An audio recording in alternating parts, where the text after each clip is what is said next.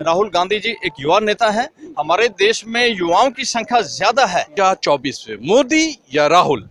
Rahul sir. Gandhi ji लड़े, उसके बाद आगे 1947 में हमें आजादी दिलाई, उन्होंने आजादी दिलाई, तभी हम आज आजाद खड़े हैं। नमस्कार, तरुण मित्र में स्वागत है आपका। इस वक्त हूँ मैं मुंबई में, इस मुल्क की आर्थिक राजधानी मुंबई, और मुंबई का ये गेटवे ऑफ इंडिया, ये गेटवे ऑफ इंडिया है। इसको अंग्रेजों ने बनवाया था, गौर कीजिएगा, अंग्रेजों ने बनवाया था। बहुत बड़ी बात है, अंग्रेजों ने बहुत काम किए हैं। ऐसा ही नहीं है कि खाली उन्होंने कोई काम नहीं किए, बहुत काम किए। आपकी जो शिक्षा है वो भी उन्होंने किया है। रेल जो है जिससे आप चलते हैं वो भी अंग्रेजों ने बनवाया। मैं उनकी तरफदारी नहीं कर रहा हूँ। मैं आज यहाँ आया हूँ लोगों से बात करने के लिए कि 2024 में किसकी सरकार। चलिए लोगों से बात करते हैं। ये बताइए, क्या बोलेंगे 2024 में, मोदी या राहुल? राहुल सर। राहुल गांधी। राहुल गांधी। कैसे? कैसे मालूम नहीं, पर आएंगे। हाँ, कैसे मालूम नहीं, बट आएंगे तो राहुल जी। क्यों आएंगे, क्या लगता है? सर उनसे बड़ी उम्मीद है सर। क्या उम्मीद है? क्यों? मोदी जी ने काम किया है। हाँ सर, शौचालय हाँ। शौचालय बनाए हैं मोदी जी। हाँ, तो अच्छी बात है ना। राहुल जी से पाठशाले बनवाएंगे। राहुल जी पाठशाला बनवाएंगे। क्यों? मोदी जी भी तो काम कर रहे हैं। हाँ सर, दिख रहा है सर। क्या कोई दिख रहा है? क्या काम किया है सर, बताए गिना है। बहुत बड़े बड़े काम किया उन्होंने। मंदिर बनवाया है। हाँ सर। मंदिर बनवाया सर मंदिर से रोजगार थोड़ी ना मिलता है।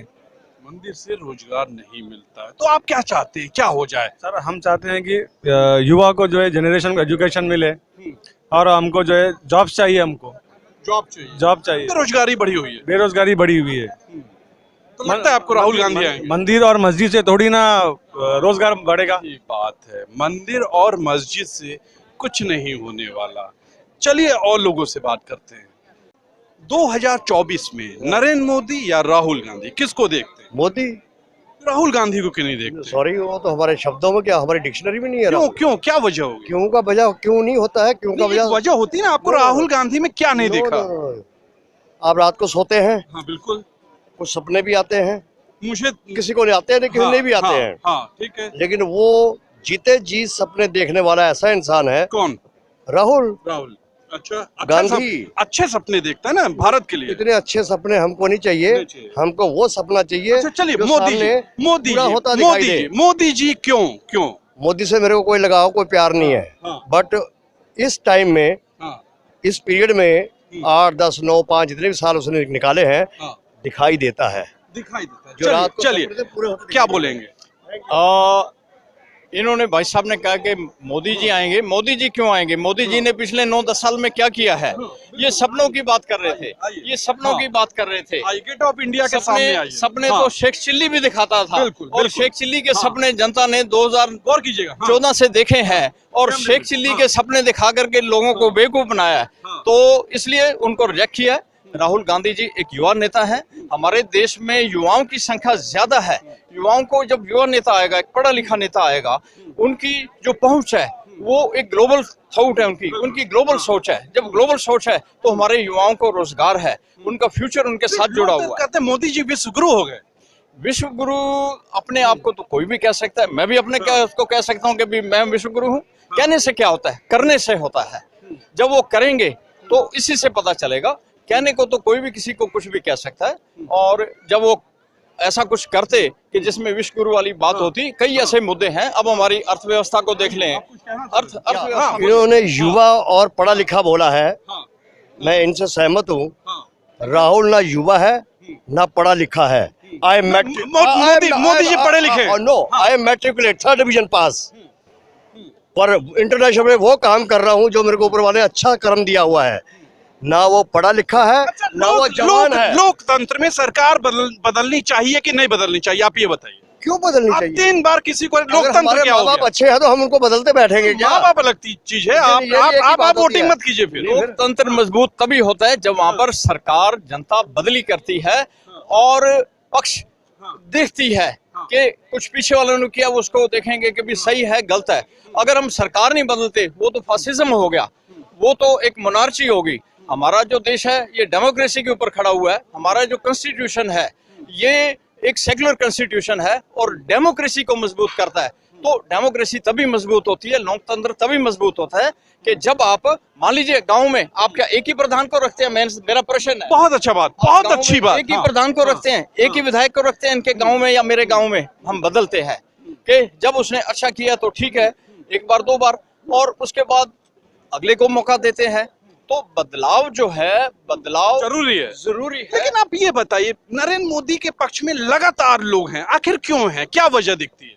2014 से जो मीडिया या ये चीजें थोड़ा सा बदलाव आया, क्योंकि इलेक्शंस जो है अब एक तरीके से कॉर्पोरेट इलेक्शन का दौर तब से शुरू हुआ, ये मेरा निजी मतलब विचार आपका है। कहना कहीं ना कहीं आर्थिक सपोर्ट होने लगा। बिल्कुल होने लगा, आप ही हो। आर्थिक सपोर्ट होने लगा, कैपिटलिस्ट का आर्थिक सपोर्ट होने लगा, क्योंकि उसमें हमारा कंट्री है वो सोशलिस्ट है, समाजवादी है हम। तो उस केस में जो कैपिटलिज्म है, अगर आप यूरोप में चले जाएं वहाँ का और सिस्टम है, हमारा देश और है, हमारे यहाँ पर। लेकिन सीधे तौर पे इन्होंने आरोप लगाया है कि जो पार्टियां हैं उनको आर्थिक सपोर्ट मिलने लगा है। कहीं ना कहीं बीजेपी को, नाम मैं नहीं लूंगा, 2-3 व्यापारियों का और उद्योगपतियों का सपोर्ट है, उनकी वजह से वो जीतते, इनका कहना है। सर जी पहले क्या होता था, आज क्या होता, कोई ज्यादा फर्क नहीं है। आई एग्री, पहले भी वही होता था, अभी भी वही हो रहा है, कोई नई बात नहीं हो रही। हाँ, कुछ दिखाई दे रहा है, या तो मैं गलत हूँ या फिर लोग गलत है। क्या कहेंगे आप युवा हैं, क्या बोलेंगे?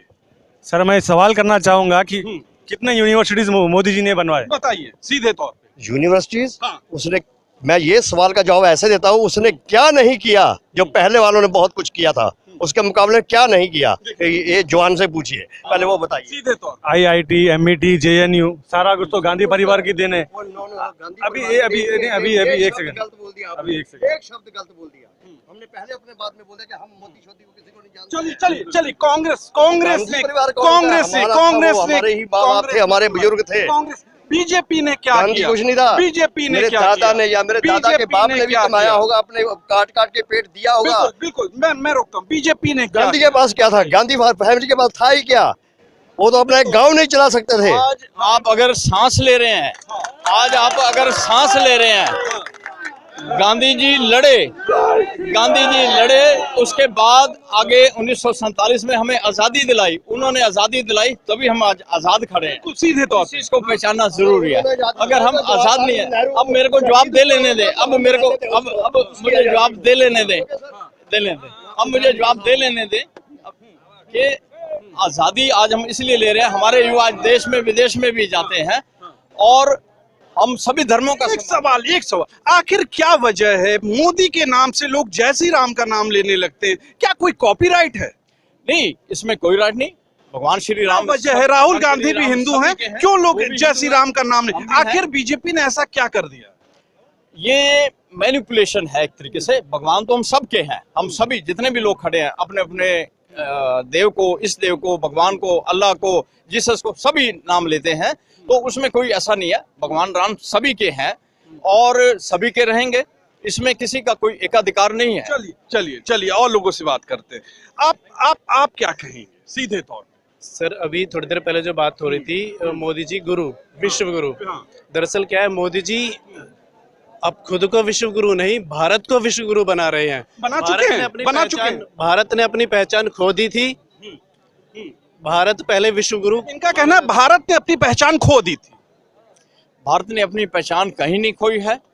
जब आपका आधार बना होता है तभी उसके ऊपर मंजिल खड़ी होती है।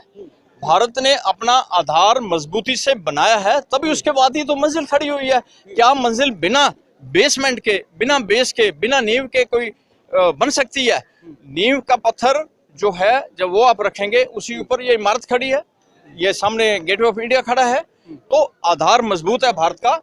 भारत को विश्व पहले भी देखिए, इनका कहना है आधार मजबूत है। बिल्कुल मजबूत है, आज के वक्त में मौजूद है, मजबूत है, आज के वक्त में मजबूत है। आप एक उदाहरण के तौर पर देखिए, योग को जब कांग्रेस की सरकार या उससे पहले की सरकारें थी, योग को जो है इतना ज्यादा महत्व विदेशों में नहीं दिया जाता था, लेकिन मोदी जी की सरकार जब से आई है, योग दिवस सीधे तौर पर यहाँ आपने देखा एक छोटी सी डिबेट हुई, लेकिन लोग आपसी बहुत अच्छे मित्र हैं, बहुत अच्छे से बात कर रहे हैं। मैं इस वक्त हूँ गेटवे ऑफ इंडिया, कह सकते हैं भारत की राष्ट्रीय राजधानी आर्थिक राजधानी है ये गेटवे ऑफ इंडिया मुंबई में मैं हूं और लोगों से बात कर रहा हूं। चलिए हमारे साथ एक और है। ये बताइए 2024 में किसको देखते हैं प्रधानमंत्री, नरेंद्र मोदी या राहुल गांधी? नरेंद्र मोदी। क्यों? नरेंद्र मोदी ने परिवारवाद खत्म करके अपने देश की आर्थिक व्यवस्था को अच्छा किया है, अच्छा, परिवारवाद खत्म कर दिया है। और एक हाँ। चाय वाला आदमी देश का पंतप्रधान बन सकता है, तो एक सामान्य आदमी को एक जागरूक कर दिया है उन्होंने कि हर एक आदमी कुछ भी कर सकता है। देख लीजिए, सीधे तौर पर लोगों के मन में ये भरा हुआ है कि परिवारवाद खत्म हुआ है, चाय वाला है ये। लेकिन चाय वाला कहाँ से है मुझे नहीं पता, इसका कोई सबूत आज तक नहीं मिला हुआ है। लेकिन परिवारवाद की अगर बात की जाती तो बीजेपी में परिवारवाद मैं 10 लोगों का गिना सकता हूँ, चाहे राजनाथ सिंह हो, चाहे जितने भी लोग हों, 10 लोग का परिवारवाद मैं गिना सकता हूँ। अभी इन्होंने सीधे तौर पे कहा परिवारवाद खत्म हुआ है और चाय वाले को प्रधानमंत्री के तौर पे ये देखते हैं, क्या बोलेंगे? प्रधानमंत्री हमारा ये लोकतंत्र की मजबूती है, उसकी खूबसूरती है कि एक चाय वाला हो चाहे कोई भी हो, कोई भी प्रधानमंत्री बन सकता है। आप क्यों राहुल गांधी को क्यों? चाय वाला मजबूत आदमी का जवाब है बन सकता है, हम ये नहीं कह सकते कि नहीं बन सकता है, कोई भी बन सकता है। दूसरी बात परिवारवाद की बात है, ये मुद्दा बहुत पहले दफन हो चुका है। परिवारवाद अब कितने नेता हैं, उनके परिवार के आगे लोग हैं, और ये चीज चाहे कोई भी पार्टी हो उसमें परिवार के लोग, अगर ये कांग्रेस पर आरोप करते हैं तो भाजपा में भी परिवारवाद है। कम से कम आप बिल्कुल ठीक कह रहे हैं कि कम से कम 9-10 ऐसे आप नाम गिना सकते हैं जिसमें उनके बच्चे हैं। राजनाथ जी रक्षा मंत्री हैं, उनके बच्चे आगे हैं। उसके अलावा सपा के आप देख लें, यादव परिवार से आगे हैं, उनके ब्रदर गोपाल यादव जी हैं। तो ये सब परिवारवाद है, वो लगातार परिवारवाद है, उसको नहीं काटता। ये सारा डिपेंड करता है जनता के ऊपर। जनता जनार्दन है। चलिए साफ एक शब्दों में 2024 में किसको देखते हैं? मैं राहुल गांधी जी को स्पष्ट तौर पर किसको देखते हैं? सर अभी सर ने कहा एक लाइन श्री नरेंद्र मोदी जी। नरेंद्र मोदी को देखते हैं। 2024 में किसको देखते हैं? नरेंद्र मोदी। राहुल गांधी, नरेंद्र मोदी ऑलवेज। 2024 में प्रधानमंत्री राहुल गांधी।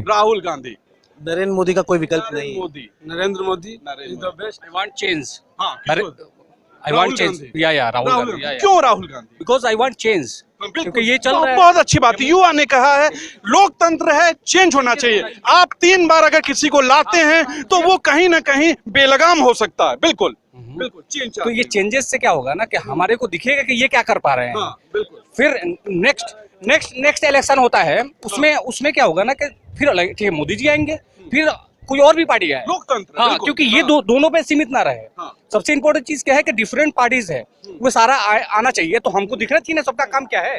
अब क्या है ना कि एक जगह जाके हम लोग स्टक हो गए कि भैया ये जीतेगा ये नहीं, ऐसा नहीं होना चाहिए। चेंजेस आएगा, फिर जाके मैं ताज के सामने हूँ, आप देख सकते हैं। ये ताज होटल है, जिसमें 2008 में कांड हुआ था, आपको पता होगा। हाँ, तो आप चेंज चाहते हैं? चेंज चाहते हैं। चलिए, क्या चाहते हैं? चेंज चाहते हैं? नहीं, दिस इज ब्यूटी ऑफ युवा है। क्या कर लिया? हाँ, क्या? बहुत दिनों तक जो कांग्रेस सत्ता में थी तभी क्या कर लिया, अभी क्या? इनका कहना है सत्ता में कांग्रेस रह के क्या कर लिया। Okay, we have give a chance to another, then you see. सीधे तौर पे चलिए, बहुत मिली जुली प्रतिक्रिया लोगों की है। तो आज के लिए इतना ही। आज मैं मुंबई में हूँ, आपने देखा लोकल ट्रेन में था, मैं अब गेटवे ऑफ इंडिया पर हूँ, लोगों से बात किया, मिली जुली प्रतिक्रिया सबकी आई। आज के लिए इतना ही। कैमरा पर्सन हमारे साथ 3 कैमरामैन थे, मैं सभी का नाम नहीं ले सकता, लेकिन जो सहयोगी थे उनको मैं धन्यवाद करना चाहूंगा। मुंबई से आपका मित्र तुषार शर्मा, नमस्कार।